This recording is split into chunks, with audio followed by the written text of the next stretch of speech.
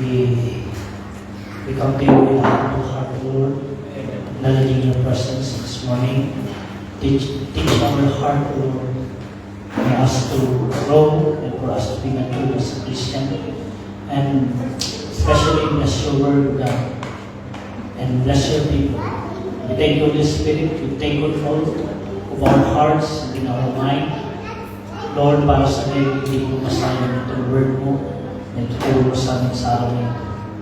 We praise you, we glorify you. In Jesus' name. Amen. Okay?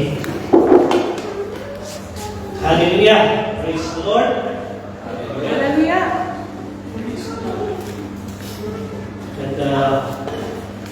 Welcome back, Sister Denise and Sam. So our topic for this morning is about the life of Daniel. Daniel's faithfulness and loyalty to God. Sino na pong nakabasa ng buhay ni Daniel? Yeah. So makita po natin that our God is a God of promise. Meant God's promise that He will never leave us nor forsake us.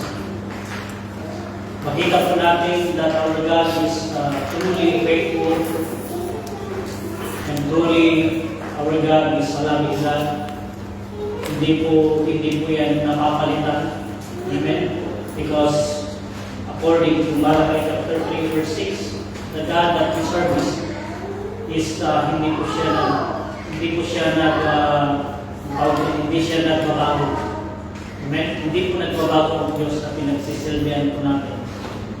And He is the God of the same yesterday, today, and forever. Amen? And at the same time, ang Panginoong Diyos hindi po niya kinakalimutan kung ano po yung ginagawa natin na pagsisilbi. According to His Word in 1 Corinthians 15, verse 58. 1 Corinthians 15, verse 58, ano sabi niya doon? Therefore, my dear brothers and sisters, stand firm. Let nothing move you. Always give yourself fully to the work of the Lord, because your labor in the Lord is not in vain. So, Daniel experienced the favor, protection, and blessing of the Lord from the time of King Nebuchadnezzar, even in the time of King Nebuchadnezzar, the king of Babylon, until the time of King Cyrus, the king of Persia. The Lord blessed Daniel, both physical and spiritual. Kaya makita po natin kung pag-aaralan po natin ulit ang buhay ni Daniel, makita po natin na hindi niya kinalimutan ang ginawa ng Diyos sa buhay niya. Hindi niya ikinahiya ang Panginoong Diyos. Amen. Kaya kung babalik-balikan po natin, mga kapatid, marami po tayong mapupulot na aral sa buhay ni Daniel. What are the evidence of Daniel to prove that his faithfulness and loyalty to God? Ano yung ebidensya sa buhay ni Daniel na siya ay faithful and loyal sa Panginoon?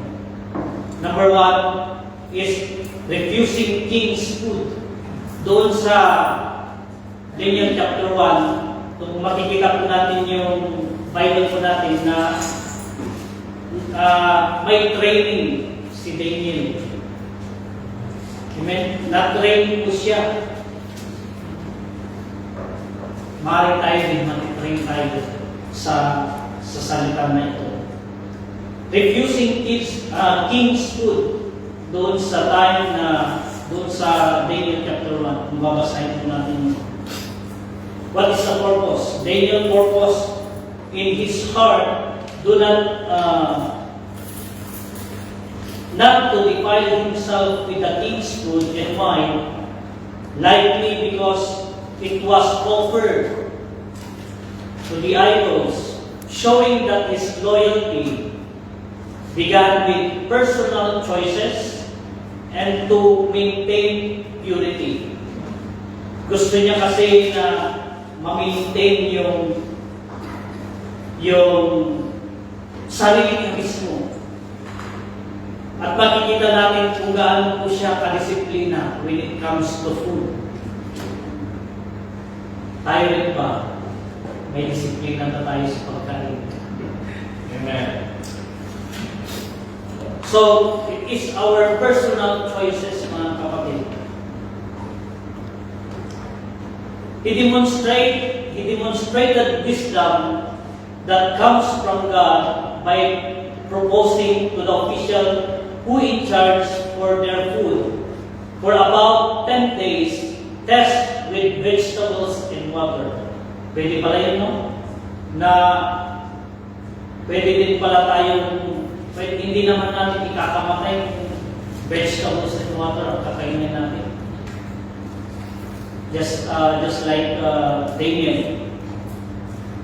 Bakit niya pinopose ito? Kasi during that time, mga kapatid, si King Nebuchadnezzar, doon sa Daniel chapter 1, kung babasahin po natin yan, naghahanap si King Nebuchadnezzar ng mga magsaserve sa kanya. Yung pipiliin niya, naka-indicate doon na hinahanap ni King Nebuchadnezzar is handsome, sabi niya kasi doon. Handsome, intelligent, yung madaling matuto, madaling, yung magaling mag-isip. But may in charge na inutusan si King Nebuchadnezzar na siya yung mag-train sa mga ito na mapipili. Then, ang utos ni King Nebuchadnezzar, pakainin mo sila ng pagkain na galing dito sa palasyo. And yung pagkain nila is yung pagkain ni King, at the same time, yung wine. Ang tinukoy doon. But suddenly, si Daniel, nirefuse niya yung pagkain na yun kasi di ba, mga kapatid, ang matututunan po natin dito, hindi lahat ng pagkain, hindi po lahat ng pagkain is nakakapagbigay ng good benefit sa atin. Amen po ba? Mayroong maidudulot ang pagkain sa atin, maaaring ikamatay natin, maaaring mag-cause sa atin ng mga sakit. But, itong si Daniel, pinili niya yung talagang magbibigay ng benefit sa kanya. Kaya sabi niya dun sa official na yun, maaari ba na huwag mong ibigay sa amin yung pagkain na ito na inutos ni King? At ang pwede na sana namin kainin is yung vegetables and water. Pero sabi ni official, itong in charge sa kanila, hindi maaari. Kasi once na pinakinggan kita sa request mo, papatay na kung King Nebuchadnezzar. And then sabi ni Daniel, ang proposal niya is, what if kung bigyan mo kami ng 10 days at ang kakainin namin is vegetables and water. And ikumpara mo kami sa mga ibang mga napili. So, natapos yung 10 days at ikinumpare niya doon sa mga kasamahan niya. They are healthier than the other. They are wiser than the other. And then, nung napili sina Daniel, Shadrach, Meshach, and Abednego, pinapunta sila sa harap ng hari at tinanong sila isa-isa. tinanong sila ni Haring Nebuchadnezzar, alam nyo,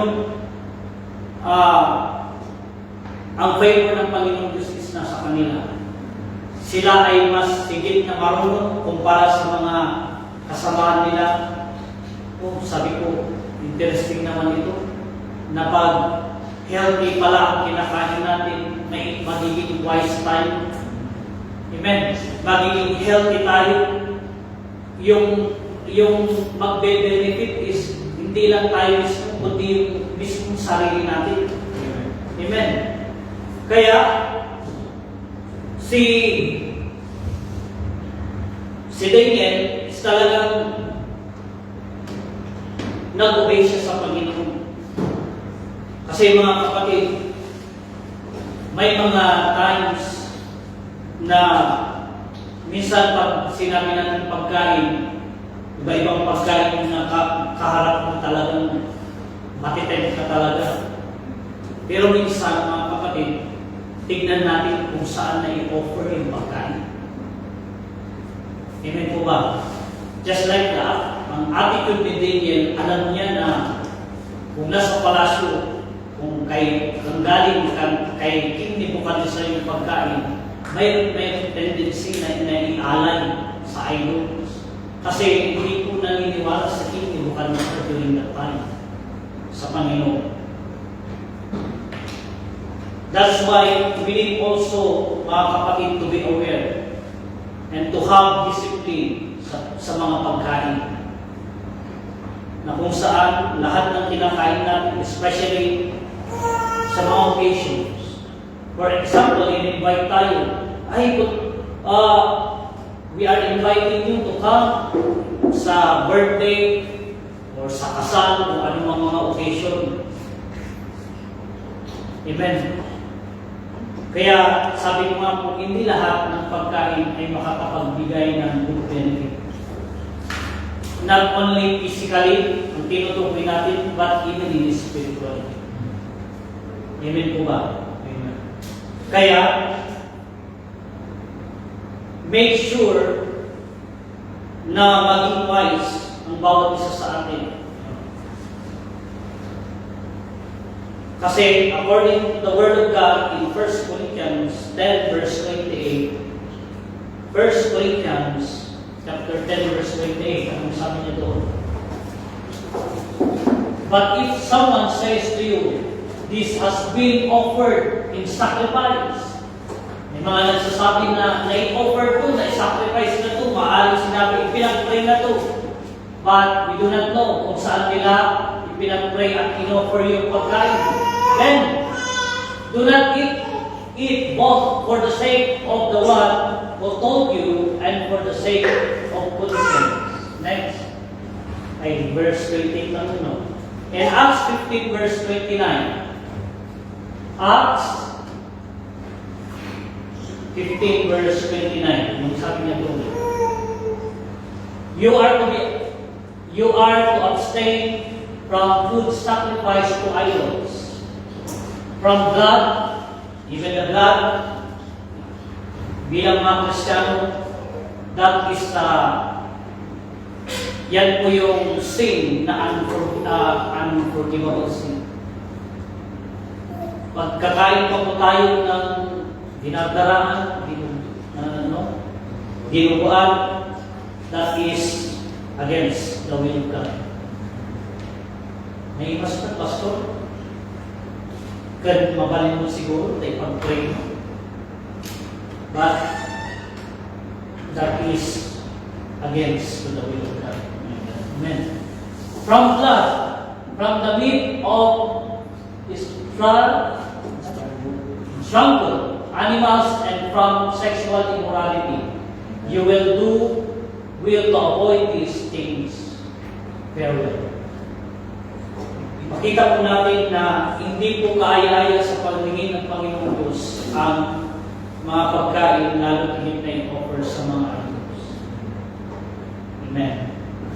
And the same thing, bakit sinabi ni or pre-propose ni Daniel na salip na yung pagkain ni King galing sa palasyo, ang kakainin niya is vegetables and water. Why? Bakit? In 1 Corinthians 6 verse 19. 1 Corinthians 6 verse 19.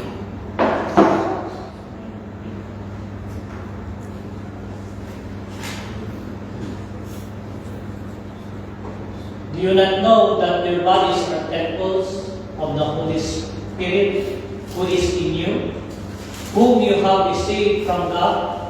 You are not your own. Amen. Our bodies is the temple of the Holy Spirit.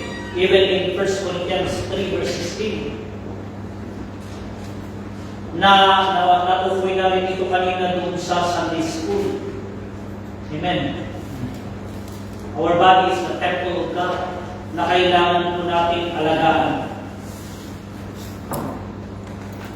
Hallelujah. 1 Corinthians 3 verse 16. Don't you know that yourselves are God's temple and that God's Spirit dwells in you, in your midst? Hallelujah. Kaya magiging kontra ang Espiritu ng Panginoon Diyos na nasa atin kung kontra sa Kanya yung nilalagay natin sa katawan natin. Amen. Kaya mag-ingat po tayo. Dahil even si Daniel, nag-ingat siya. Hindi siya nabulag sa nakakarami sigurong pagkain. Siyempre, pagpalasyo, iba-ibang putahe ang nandoon. Iba-ibang, minsan, pati ako, I'm not exempted for this, but minsan, sa dami ng pagkain, in every occasion, gusto mo lahat tikman. Ayaw mong palapasin ang araw na hindi mo matikman ng lahat ng pagkain na nandoon. Kaya minsan, pag nasobrahan, saan tayo pupunta? Sa banyo. Matagal tayo dahil nasobrahan sa pagkain. Yun po yung isang tinutukoy ng Panginoong Diyos na maging wise po tayo. Amen? Magkaroon po sana tayo ng disiplina maging sa pagkain po. In number 2, he prayed continually. In 1 Thessalonians 5:17, pray continually, sabi doon. Amen? Kaya, despite a decree that forbid praying to anyone other gods, ito yung time ni King Darius na kung saan ay sabi ng mayroon kasi mga, alam niyo, even kung tayo ay faithful at loyal sa ating Panginoong Diyos, maraming mga tumitingin sa iyo. Ang tawag ko doon, walking CCTV. Maraming walking CCTV. Maraming tumitingin sa iyo mismo. Ikaw ang palaging tinututukan. Once na nagkamali ka, sigurado hindi ka naman makain. No? Sigurado maraming magdadaan sa iyo. Maraming mag-persecute sa iyo. Kaya, even nung time na sabi ng itong mga kasi, may mga grupo na against o ayaw nila kay Daniel.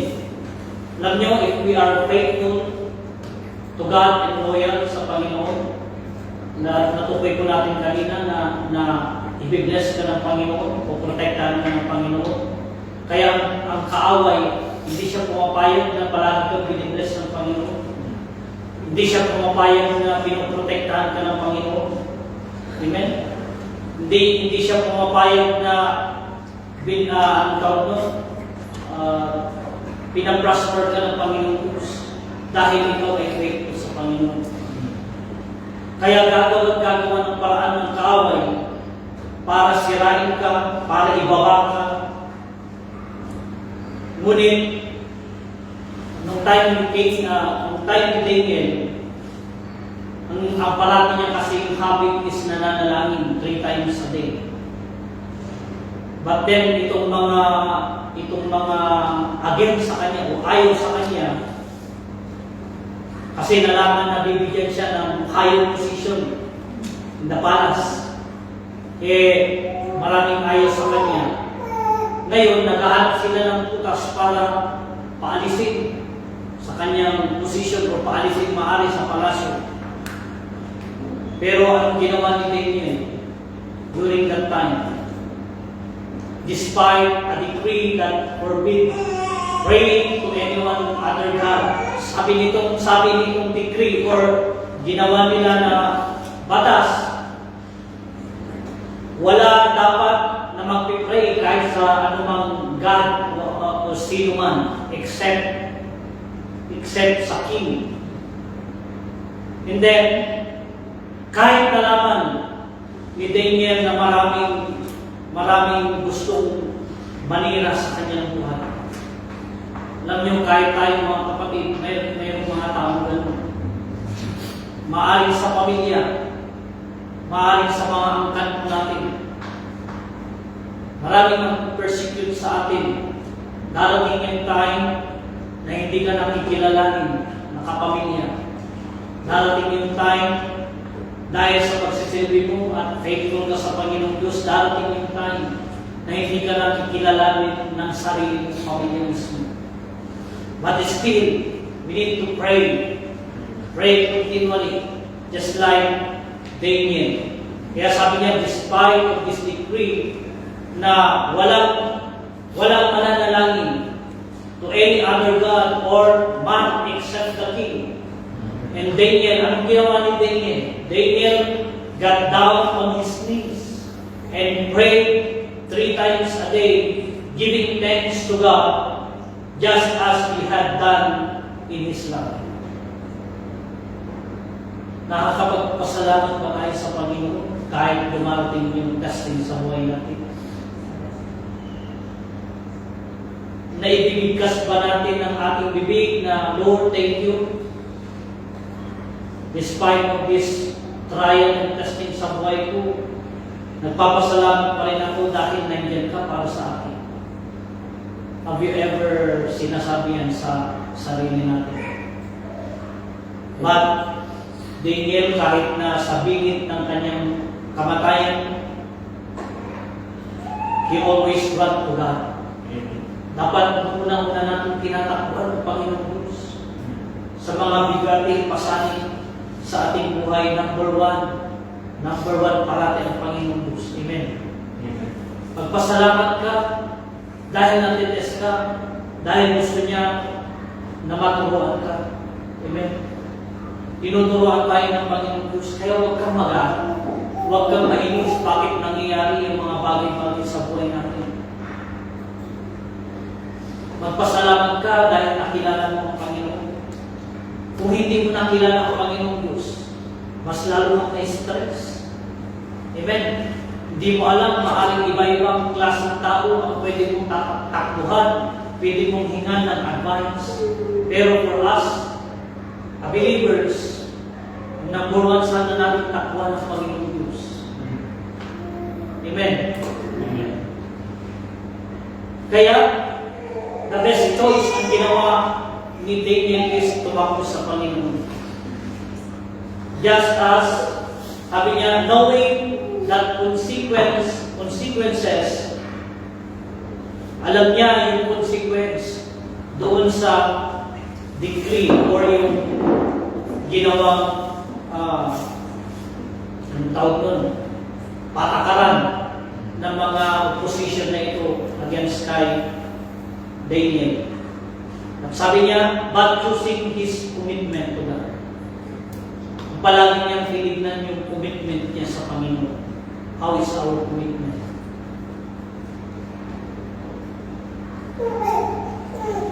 Nabaon, iti commitment tayo tinako or nagpapatuloy pa rin. Amen. Haan ko mga mabanglos kapag sa iti commitment tayo tinako. Amen. In Daniel chapter 6 verse 10, nung sabi niya doon, Daniel chapter 6 verse 10. So, ito yung sinabi ko kanina. Now, when Daniel learned that the decree had been published, he went home to his upstairs room, where the windows opened towards Jerusalem. 3 times a day, he got down on his knees and prayed, giving thanks to his God, just as he had done before. Ganyan din sana tayo committed, mga kapatid, sa ating pananalangin. Amen. Hindi po tayo mananalangin dahil kailangan natin ng Panginoon Diyos, but that is our commitment. Yan po ang makakapagbigay, anong tawag nun? Makakapag-restore sa atin ng especially relasyon natin sa Panginoon. Alam natin, mga kapatid, na kabi-kabilaan ang mga testing at mga nangyayari sa buhay ng bawat isa. But always remember, and much better to remain faithful and prayerful to God. Dahil sa bandang huli, God will reward you. Amen. Ang Diyos mismo ang mag-reward sa iyo as long as we faithful and prayerful to Him. Amen. So, number 3. Mabilis na. Number 3 na. Sinabi ko lang kanina na 2 hours. Uy, Pastor! Sabi ko lang. But then, yun po mga kapatid ang katotohanan at hindi po napapalitan ng kasinungalingan ang sinasabi ng Panginoon. Our God is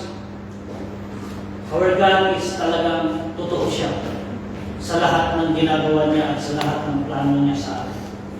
But we need to remain faithful. Amen. In Revelation chapter 2 verse 10, sabi niya, be faithful even to the point of death. Kahit sa bingit ng kamatayan, si Daniel ay nananatiling faithful sa Panginoon. Amen po ba?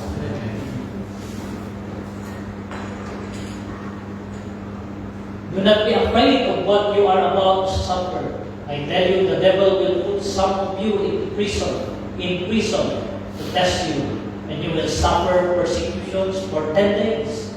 Be faithful even to the point of death, and I will give life as your victor's crown. Do not be afraid na niyapulos ti kadwa. Hanggang ang mabuto, ang yaman ti sitwasyon na pagdaldalan tayo. Amen. Be encouraged. Be faithful. Be prayerful. Yan po ang kailangan natin. Hallelujah. So, number 3 is the lion's den. The enemy wants to destroy the enemy wants to destroy any one of us. To kill, to steal our joy in our hearts, but God is always there to rescue us and to empower us as we continue to trust in Him. The enemy shall not prosper in our life. Amen. Hindi mo magpa-prosper ang plano ng demonyo sa buhay natin. Daniel chapter 6 verse 16 to 28. Ito yung time na inakusahan na naman. Nung nung panahon ni King Nebuchadnezzar, gusto ni King Nebuchadnezzar na patayin lahat ng mga wise men, including Daniel, Shadrach, Meshach, and Abednego. Dahil wala daw makakapag-interpret ng kanyang dream. But then, Daniel stood in front of the king na sabihin niya yung interpretation ng kanyang dream. And another testing ni Daniel, dahil nag-pray siya 3 times a day, yung nabasa natin kanina, dahil yung commitment niya sa Panginoon, nagpapatuloy siya na nagtitiwala sa Panginoon, at yun lang yung weapon niya na yung sarili niya mismo ay gusto niya i-commit sa Panginoon Diyos. Kahit na siya ay may mataas na posisyon o katungkulan sa palasyo, hindi niya kinakalimutan ang commitment niya sa Panginoon. Amen? Kaya, he is a prayerful man. Talagang siya po ay nananalangin at hindi niya kinakalimutan yung prayer lifestyle niya. Kaya, another testing, tignan niyo maraming testing si Daniel, pero hindi siya sumuko. Lagi niyang parating tinatakbuhan ng Panginoon Diyos. So, this is another testing for him. In Daniel 6, verse 16 to 28, so the king gave the order, and they brought Daniel and threw him into the lion's den. The king said to Daniel, "May your God, whom you serve continually, rescue you." A stone was brought and placed over the mouth of the den, and the king sealed it with his own signet ring and with the rings of his nobles, so that Daniel's situation might not be changed. Then the king returned to his palace and spent the night without eating and without any entertainment being brought to him, and he could not sleep. Next. Tuloy mo. At the first light of dawn, the king got up and hurried to the lion's den. When he came near the den, he called to Daniel in an anguished voice, "Daniel, servant of the living God, has your God, whom you serve continually, been able to rescue from the lions? Daniel answered, "May the king live forever." Next.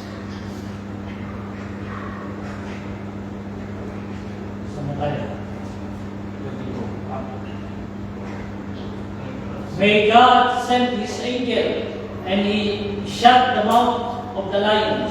They have not hurt me, because I was found innocent in his sight, nor have I ever done any wrong before you, your majesty. The king was overjoyed and gave orders to lift Daniel out of the den. And when Daniel was lifted from the den, no one was found on him, because he had trusted in his God. At the king's command, the men who had falsely accused Daniel were brought in and thrown into the lion's den, along with their wives and children. And before they reached the floor, the lions overpowered them and crushed all their bones. You see, tinakdahan ni Daniel iti pamato na sinaako. Because pinagkatiwalaan niya ang Panginoon Diyos.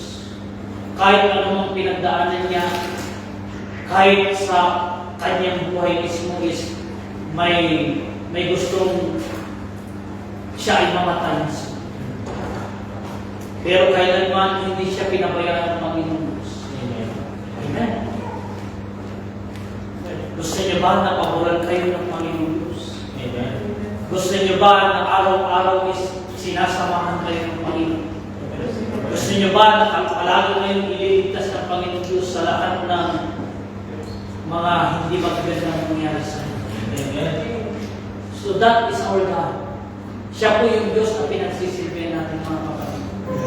Bakit ka pa mag-aalinlangan kung alam mo na at nasubok na ang Panginoon Diyos na pinagkakatiwalaan mo sa mundo? Kaya, based in my testimony, para kung naiiyak dahil, alam niyo, hindi mo ma-overtaken ang kabutihan ng Panginoon Diyos. Kahit na anong gawin mo. Amen? Hindi mo ma-overtaken. Hindi mo siya kamo nga maratapan kinaibagti ako.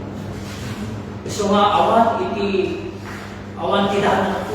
Awan tidahan ako. Iti sarili mismo, iti pamilya. Kapo, iti Diyos na magserserbihan tayo akabsa. Kanayon na isulti mangilasang kalatay. Siya po yung patuloy na magliligtas sa atin. Katulad kapit, anuman ang sitwasyon po natin, ano man ang pinagdadaanan natin, God is always rescuing us. Amen. And He will never leave us nor forsake us. Kaya, alisin na po natin yung mga doubt sa ating mga puso. Alisin na po natin na sabihin natin ay pinabayaan na ako ng Panginoon. Ikaw ay nagpabaya sa relasyon mo sa Panginoon. Kaya, nabibigyan ng pagkakataon ng demonyo na pumasok sa isip mo, sa puso mo. At siya yung ini-entertain mo, kaya masasabi mo yung word na ay pinabayaan ako ng Panginoon. Ay iniwan ako ng Panginoon. Ay hindi pa natutuwa ang Diyos. Amen? Nabibitawan natin yung dahil ikaw mismo, kapatid, ang umaalis at lumalayo sa poder ng Panginoon Diyos. But look, tignan po natin ang buhay ng Daniel. Kahit sa bingit ng kanyang kamatayan, he never give up. But he always trusts God in his life, even to the point of his death. Amen. Amen po ba? Kaya, encourage everyone. Kabilaan ang mga sitwasyon sa ating buhay. Minsan, gusto na natin sumuko. Minsan, nahihirapan na tayo. But Lord, nandiyan ang Panginoon Diyos na dapat natin siyang takbuhan. Lord, anong gagawin ko? Lord, help me dahil nahihirapan kami sa ganitong sitwasyon. All of us is not a test po mga kapatid. Ibang level lang ang testing na nangyayari sa buhay ko na kami. But it's still testing. Natitest ang ating paniniwala. Natitest po yung pananampalataya natin. Natitest ang ating commitment. Natitest din po kung paano natin natitest po din natin yung sarili natin. Kung talagang surrender lahat ang buhay natin sa Panginoon. Yan, natitest po natin.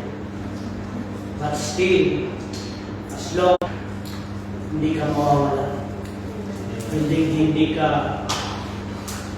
susuko dahil alam mo na siya ang sasama sa iyo. Amen. Kaya yun mga kapatid. And you know, the enemy is marirecognize ng enemy that you are faithful to God. His enemies, sabi niya dito, his enemies recognize his faithfulness to God as the only potential basis for a charge against him is yung ginagawa ni David, ginagawa ni Daniel na nananalangin siya 3 times a day. Yun lang, yung gusto nilang, yun yung pataw nila sa kanya, yun yung sinasabi nila, ay ginagawa ng Daniel. But you know, as long as you serve God, as long as nananalangin ka sa Panginoon, sabi ko nga kahit sa bingit ng kamatayan, God rescue you. Amen? In Psalms 9 verse 10, Psalms 9 verse 10, sabi niya, those who know your name trust in you, for you, Lord, have never forsaken those who seek you. Joshua 1 verse 10, sabi niya, Joshua chapter 1 verse 10,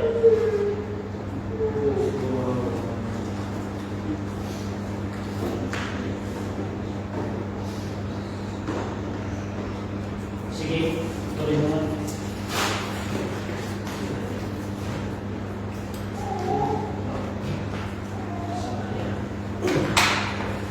In Psalms 40, in Psalms, Pantay din conclusion. In Psalm 63 verse 1 to 11. Let us encourage mga kapatid for this conclusion. In Psalm 63 verse 1 to 11. You, God, are my God. Earnestly I seek you. I thirst for you. My whole being longs for you. In a dry and parched land where there is no water. I have seen you in the sanctuary and reveal your power and your glory. Because your love is better than mine, my lips will glorify you. I will praise you as long as I live, and in your name I will lift up my hands. I will be fully satisfied as with the riches of food. With singing lips, my mouth will praise you. On my bed, I will remember you. I thank you, I think of you through the watches of the night.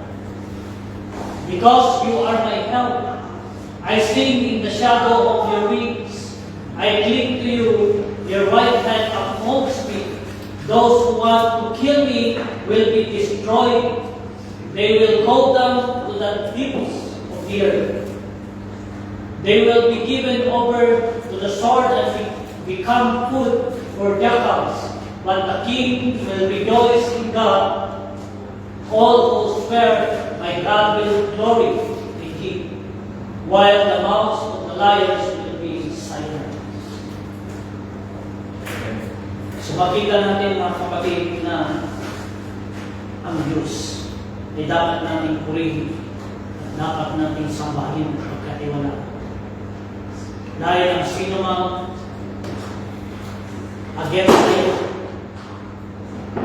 anuman ang against sa'yo dahil alam mo na faithful ang pagsiserve mo sa Panginoon,